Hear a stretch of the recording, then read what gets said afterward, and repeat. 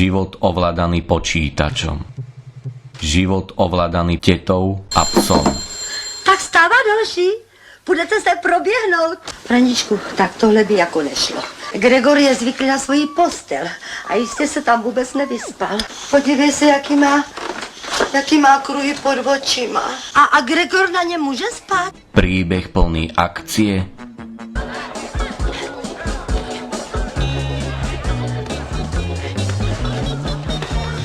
príbeh plný napätia. Tak kde pak je ten prďola, co tady čepuje pivo? Na konci ktorého čaká láska.